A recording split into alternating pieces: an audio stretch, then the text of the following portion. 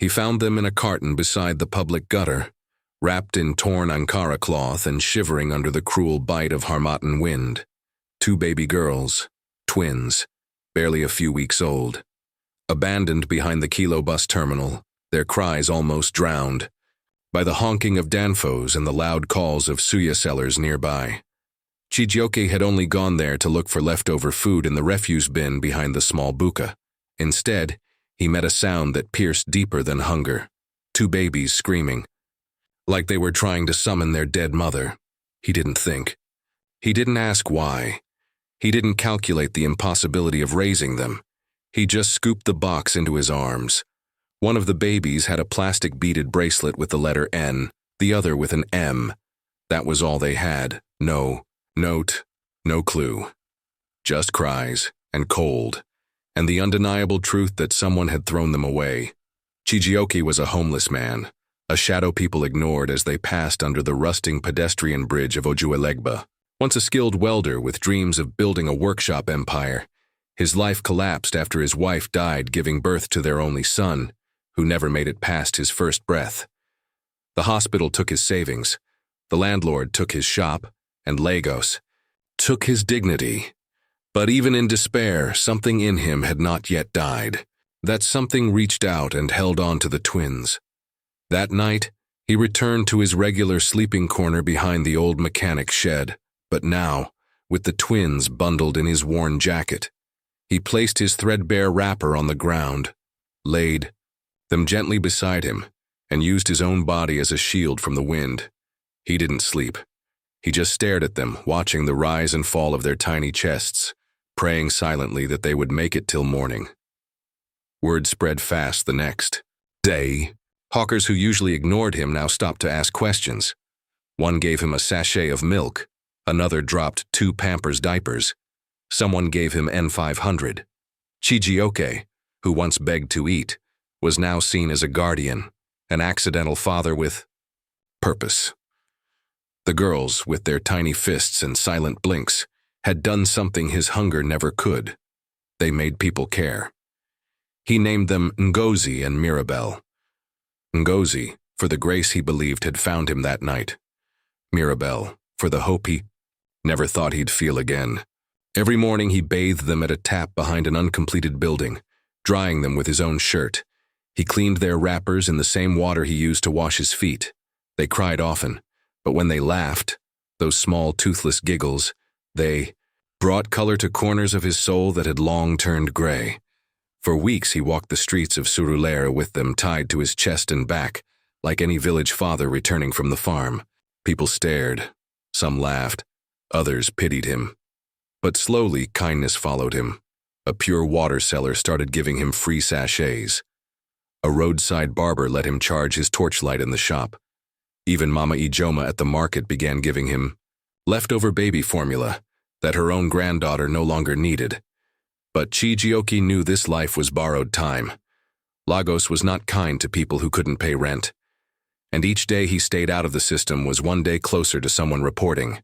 Him or the government coming to take the girls. He had no papers, no income, no bed, just love. He tried.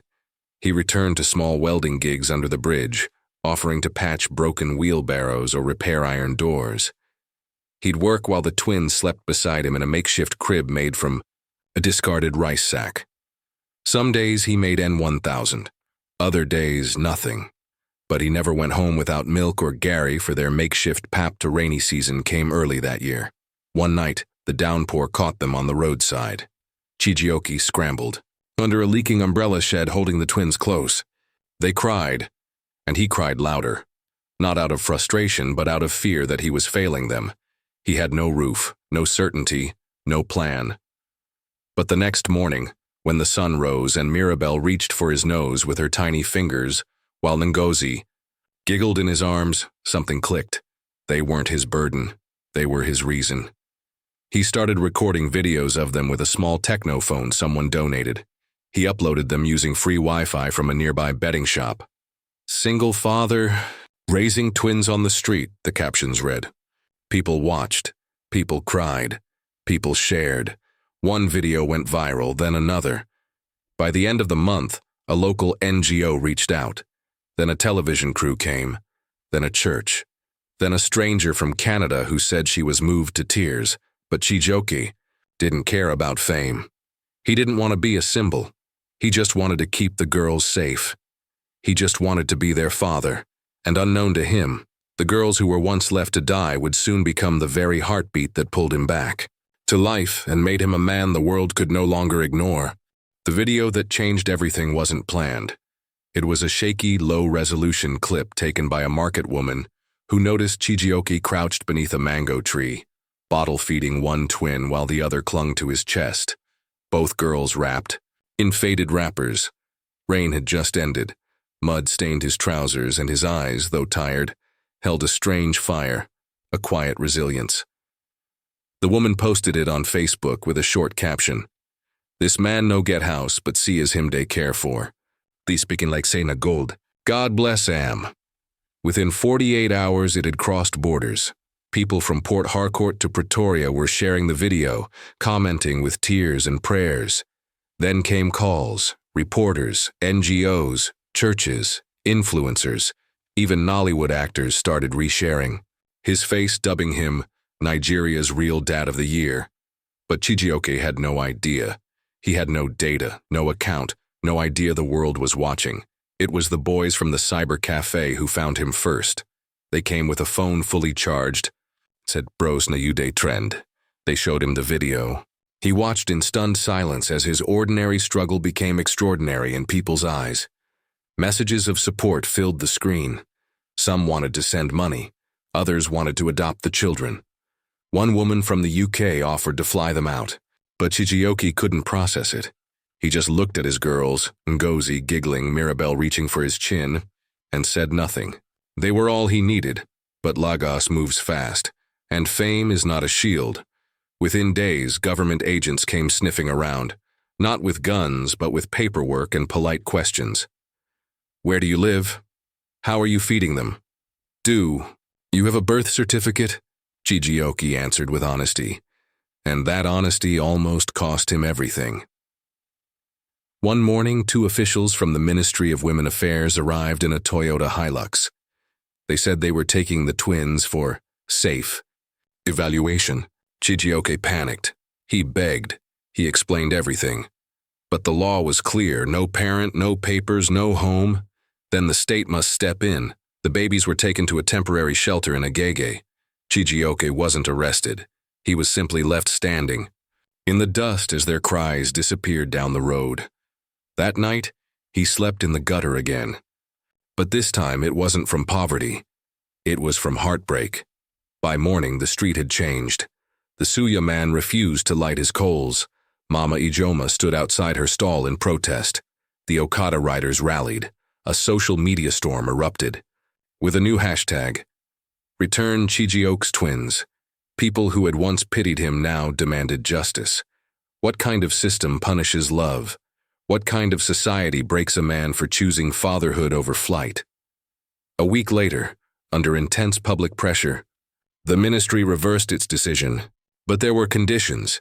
He would not get the girls back unless he had a stable roof, medical reports, and a clear support system. That was when help came in torrents. The NGO that had messaged him earlier stepped in fully. They paid for a modest one-room apartment in Gbagada. Crowdfunding raised enough for baby food, diapers, and even a mattress. A local pastor donated a used generator, and an old woman named Mama Nkechi sent a letter handwritten in shaky Igbo saying, "You gave those girls what money cannot buy, presents. Now let us give you what money can buy." The twins were returned to him, this time with more than wrappers and plastic bottles. They came back with teddy bears, custom name tags, and a caseworker assigned to visit weekly. But the moment they saw him again, when Mirabelle burst into giggles and Ngozi reached for his dreadlocks, everyone in the room wept. Chijioke didn't speak much during the reunion. He just held them, one in each arm, and let the weight of them heal the crack in his chest. From then on, life didn't suddenly become easy, but it became real. He started working with a mechanic during the day and came home every evening to feed, bathe, and rock the twins to sleep. He learned how to mix formula. He memorized their sleeping patterns. He even started attending free parenting classes run by the local mosque, even though he was Christian. He said, "Han children know they know religion. Na love them they recognize." The room in Gubagata was small, but to Chijioke it felt like a palace. No more gutters, no more fear of rain. And on some nights, when the girls slept soundly and the fan hummed gently overhead, he would lie back and smile because he wasn't alone anymore. He wasn't just a man in Lagos trying to survive. He was a father. And though he had once thought the babies were the ones who needed saving, it was their presence that had truly saved him. The morning routine became sacred.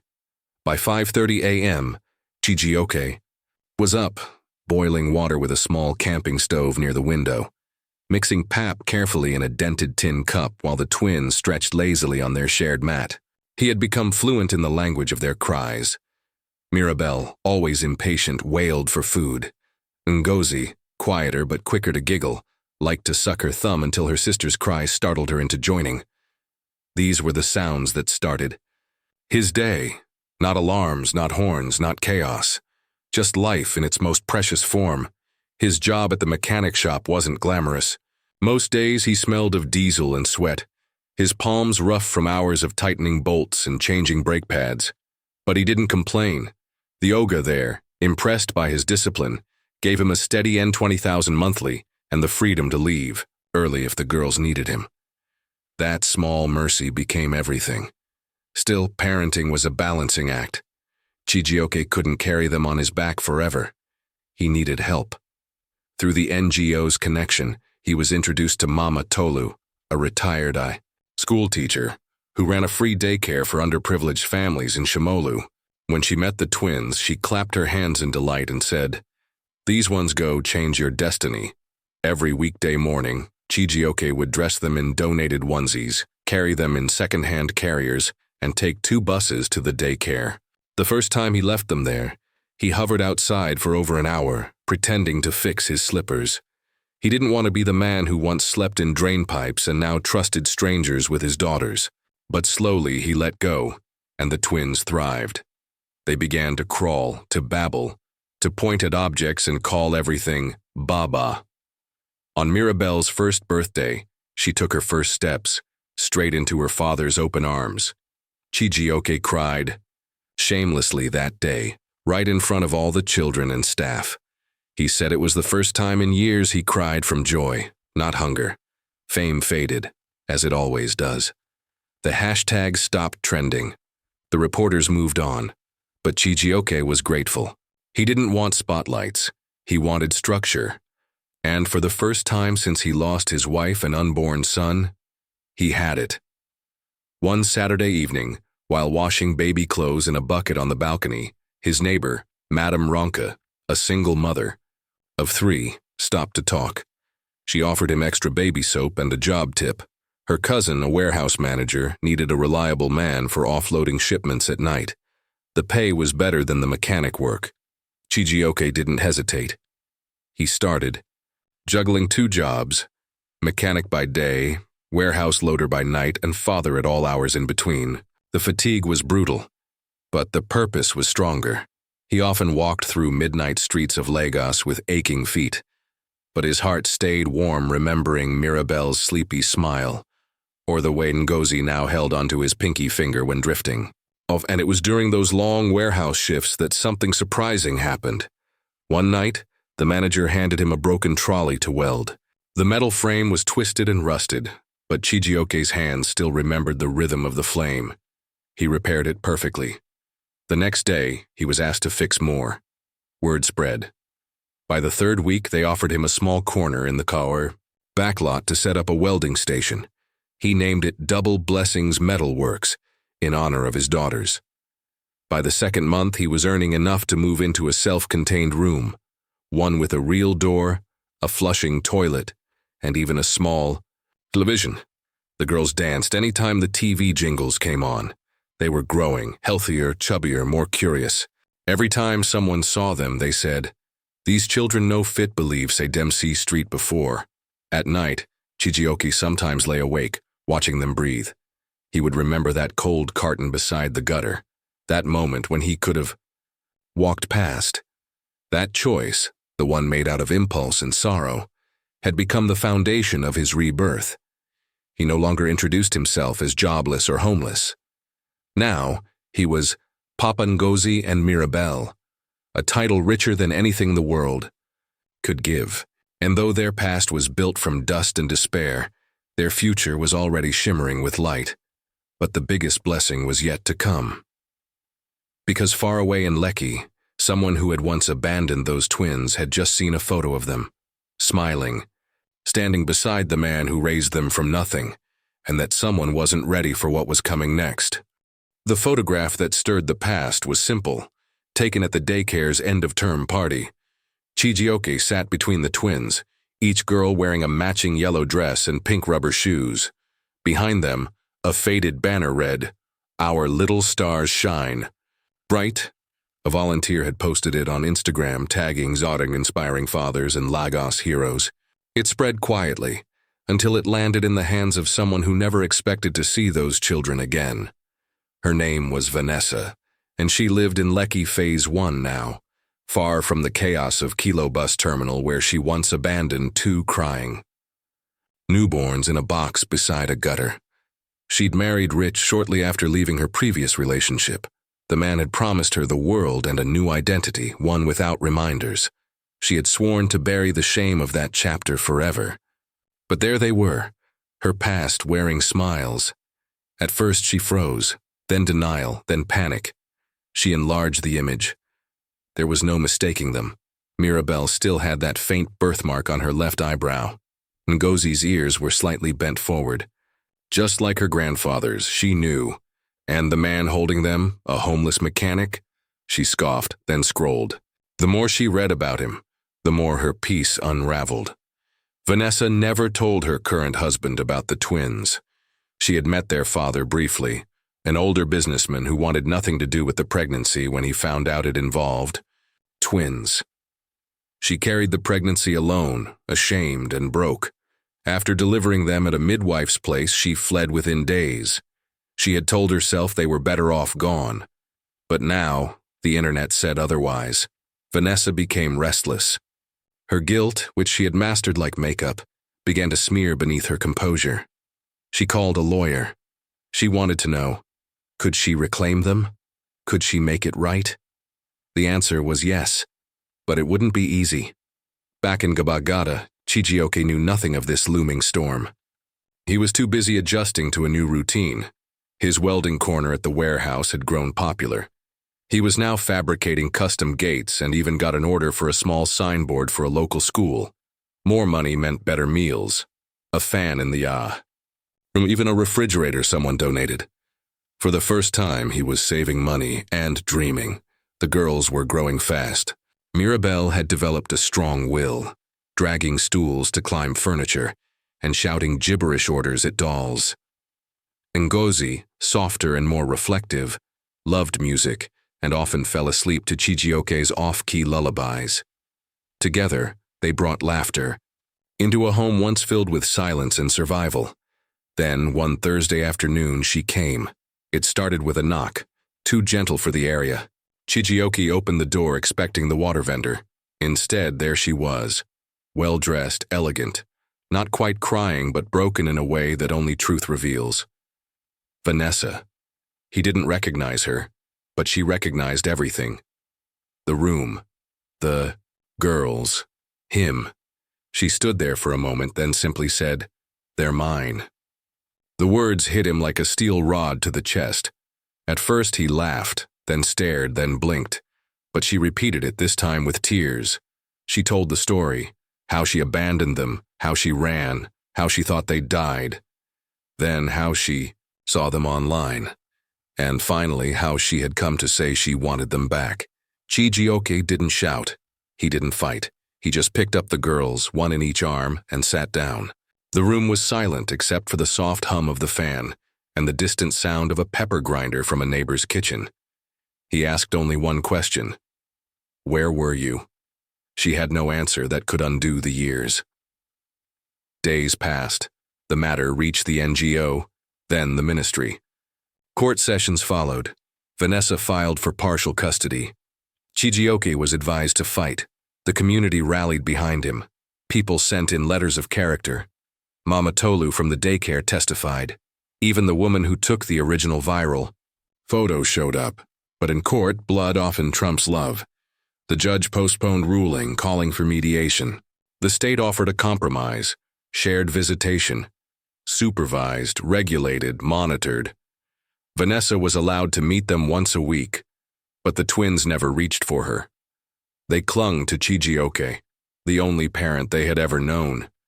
She brought gifts, toys, new clothes, but they preferred his repaired wooden dolls and homemade swings, and slowly, the truth began to sink in. Not just for Vanessa, but for the entire system watching. Parenting wasn't in blood. It was in showing up, day after day, through hunger, through shame, through rain and noise and exhaustion. It was in knowing which girl liked warm water and which one giggled when you tickled her feet. It was in sacrifice. And Vanessa, for all her wealth and now cleansed guilt, couldn't fake what she had once walked away from. The judge gave final ruling. Full guardianship remained with Chijioke. Vanessa was granted supervised visits, conditional, optional, not permanent.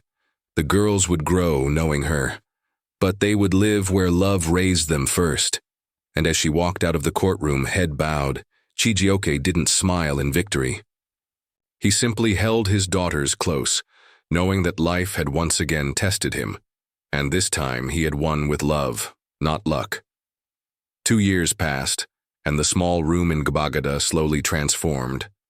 The stained walls had fresh paint, sky blue with paper butterflies glued by tiny hands. The iron bed was no longer just a mattress on the floor. It had been replaced by a donated bunk bed, painted pink and covered in cartoon bed sheets. The television had grown bigger, and the kitchen corner now had a standing fridge and a second-hand microwave. Chijioke had never left Lagos, but within those 4 walls he had built a new world. Mirabelle was 5 and loud. She sang everything, from the alphabet to her thoughts. She asked endless questions. Her curiosity sometimes frightened him. Ngozi was thoughtful, always drawing, always whispering to herself. She once told Chijioke that the fan in their room talked to her when it spun, and he believed her. They were no longer just his girls. They were his pulse, his compass, his story. Every morning before school, they huddled by the small prayer mat. Even though he was Christian and didn't quite know how to pray like the mosque folks next door, he had learned one thing from both mosque and church: gratitude. He thanked God for small things: the roof, the rice, the pencils, the feet that never stopped running through the house. His welding business, Double Blessings Metalworks, had become a registered company. A philanthropist who saw his story on Channels TV had helped him set up a real workshop behind the local market. He now employed 3 boys from the street who used to beg for food. He taught them the same way life had taught him, slowly, firmly, with kindness and grit. On weekends, he made time for the girls. Picnics at JJT Park in Ikeja. Story time at Terra Culture. Once he even took them to see a Nollywood movie in a real cinema. They clapped more than they watched. People in the audience turned around and smiled at their laughter. Chijioke sat in the dark, tears in his eyes. Not from the film, but from the simple realization that his daughters were happy, truly happy. Vanessa still visited, but less frequently now. She came bearing gifts, but with quiet hands and a gentler voice. Over time, she stopped trying to win them over and started simply showing up. She asked Chijioke once, "Can we at least be friends?" He said nothing. But the next time she came, he served her jollof rice and water. That was enough. The twins began calling her Auntie V. They didn't understand the complexity. They just saw her as someone who cared sometimes, but never the one who stayed during storms.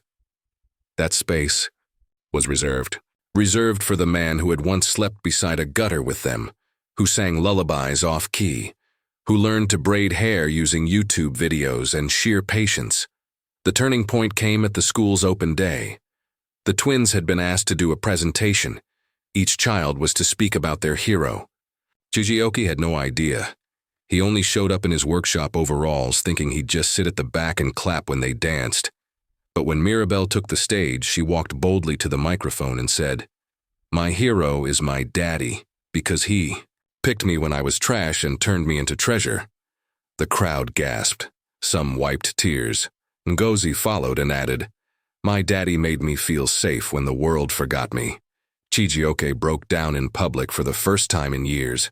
Not the quiet tears of struggle, but the sobs of a man who had made it. Without wealth, without education, without a perfect plan. He had made it because love refused to let him go. That day, the school principal approached him. "Sir," she said with a warm smile, "we'd like to offer both your daughters a scholarship till university. Full, no conditions." He nodded, couldn't speak. Just looked toward the girls who ran into his arms like he was a hero from the movies they watched on Sundays. Years later, people still told his story. Some exaggerated it, others simplified it. But the truth was never dramatic. It was quiet. It was made of early mornings, tired feet, and unwavering love. The girls would grow up. They would forget some things, the rainy nights, the carton, the noise of bus stops. But they would never forget their father's voice, the one that said, "You're my miracle, both of you." And in a city that once gave him nothing but hunger and grief, Chijioke stood tall, a man who began with loss and ended with laughter.